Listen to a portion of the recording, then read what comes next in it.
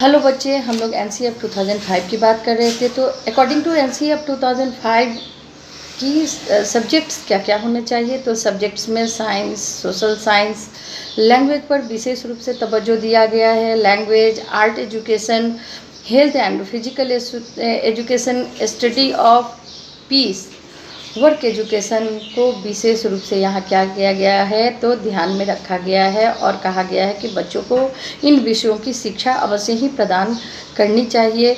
बच्चों में भाषा समझने, अभिव्यक्त करने की क्षमता चूँकि जन्मजात होती है, इसलिए लैंग्वेज के लिए कहा गया है कि त्रिभाषी सूत्र को अपनाया जाए, ट्रायंगुलर लैंग्वेज। तो पहला उसमें हो जाएगा कि मदर टंग मुख्य रूप से प्राइमरी लेवल में होना ही चाहिए और मीडियम ऑफ इंस्ट्रक्शन जो होना चाहिए टीचर एवं बच्चों के बीच, वह मदर टंग होना चाहिए। दूसरे लैंग्वेज के रूप में हिंदी लैंग्वेज को रखा जाए। जहाँ हिंदी भाषी जो राज्य नहीं हैं वहाँ का सेकेंड लैंग्वेज इंग्लिश लैंग्वेज होगा।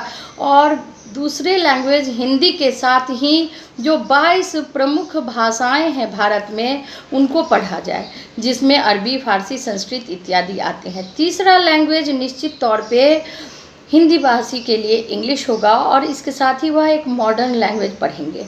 और जो इंग्लिश भाषी हैं वह हिंदी भी रख सकते हैं और मॉडर्न लैंग्वेज को भी तीसरे भाषा के रूप में पढ़ेंगे।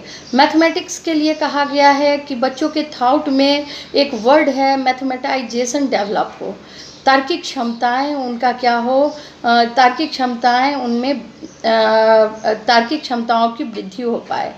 टू बिल्ड मैथमेटाइजेशन इनके अंदर, बच्चों के अंदर हो पाए। उनका सोच क्या हो तो प्रैक्टिकल रूप से लाइफ को वो देखें और प्रैक्टिकल रूप से लाइफ को वो जोड़ें। मूर्त से अमूर्त की बात यहाँ की गई है। कॉन्क्रीट टू एब्स्ट्रैक्ट की ओर जाएं। रियल लाइफ से बच्चे गणित के माध्यम से क्या करें, रियल लाइफ को जोड़ पाए और प्रीवियस लर्निंग को, आने वाले जो लर्निंग है उसको क्या कर पाएँ, दोनों को वह क्या कर पाएँ, दोनों में सामंजस्यता स्थापित कर पाएँ, ताकि उनमें क्या हो, नवनिर्माण की क्षमता बढ़ती रहे। To focus on child resources to think on reason. Science के लिए कहा गया है कि teaching of science to focus on methods and process, curiosity and creativity.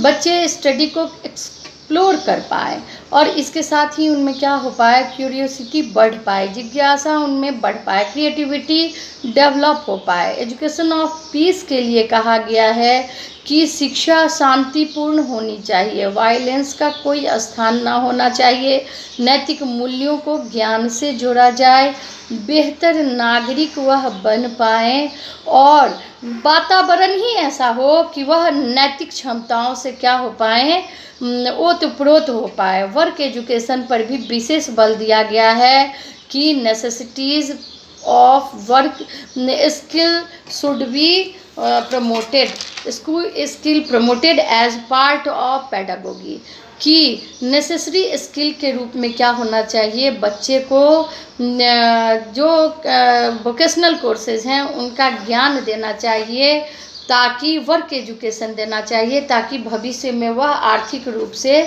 संपन्न होकर के अपना जीवन यापन अवश्य ही कर पाए। एनसीएफ 2005 में स्कूल एवं क्लासरूम इन्वायरमेंट के लिए कहा गया है कि minimum infrastructure and material facilities and support for planning a flexible daily schedule. कम से कम मिनिमम इंफ्रास्ट्रक्चर संरचना, बाहरी संरचना जो विद्यालय की है वह, और कक्षा के अंदर का जो संरचना और ढांचा है, वहाँ के डेस्क बेंच जो हैं वह कम से कम सुसज्जित होने ही चाहिए, ताकि बच्चे अपने डेली शेड्यूल को पूरा कर पाएँ, ठीक ठाक से वहाँ पढ़ पाएँ। Focus on nourishing and enabling environment, बेहतर इन्वायरमेंट हो जो बच्चे को सहजता प्रदान करे। Traditional notions of discipline should be changed. जो पुरानी विचारधाराएं हैं बच्चों को प्रताड़ित करने की, उन्हें मुर्गा बनाने की, उन्हें चेयर बनाने की, उन्हें थप्पड़ मारने की, उन्हें पिटाई करने की, इससे ज़रूरी ही क्या होना चाहिए, इसको ज़रूर ही एनसीएफ ने कहा है कि इसको कभी भी नहीं अपनाएं। बच्चे को प्यार से समझाएं और प्यार से ही ऐसा वातावरण बनाएं कि बच्चे अच्छे से अपने आप को अनुशासित होकर के अपने आप को डेवलप कर पाए। Discuss needs for providing space to parents and community. Community के विशिष्ट सदस्यों एवं अभिभावकों को विद्यालय से जोड़ा जाए। कम्युनिटी के वरिष्ठ सदस्य, विशिष्ट सदस्य अगर विद्यालय से जोड़ेंगे तो बच्चे उनको आदर्श के रूप में देखेंगे और उन जैसा बनने के लिए उनके अंदर भी मनोभाव डेवलप करेगा। इसके बाद क्या है, तो the new thrust of elementary education 2005 emphasises क्या क्या, तो यूनिवर्सल एक्सेस एंड एनरोलमेंट। इसके साथ ही क्या है, universal retention of children up to 14 years age and substantial improvement in the quality of education to enable all children to achieve essential level of learning। 14 साल तक डिटेंशन है बिल्कुल free.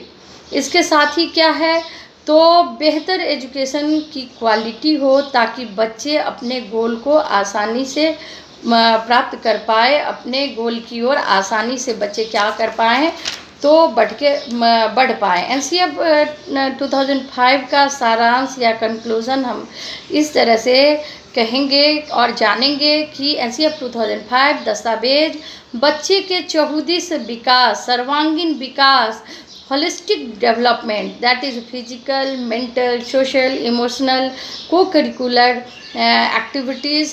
Activities के प्रति क्या हो, बच्चे चौहदिश विकास कर पाएँ, तत्पर हो पाएँ, ताकि स्टूडेंट को एक्सप्लोरेशन का मौका मिल पाए, वह स्वयं को जान पाएँ एवं अपने ज्ञान, गुणों एवं क्षमताओं को स्वयं से बढ़ाकर सभी के मानस पटल पर ला पाएँ, जिसमें शिक्षक की भी एक अहम भूमिका होती है डियर स्टूडेंट्स।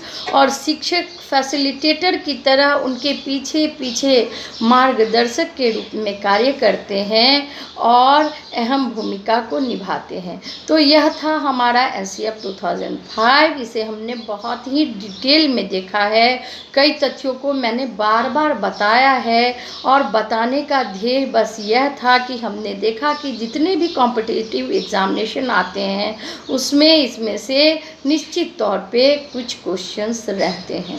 थैंक यू बच्चे।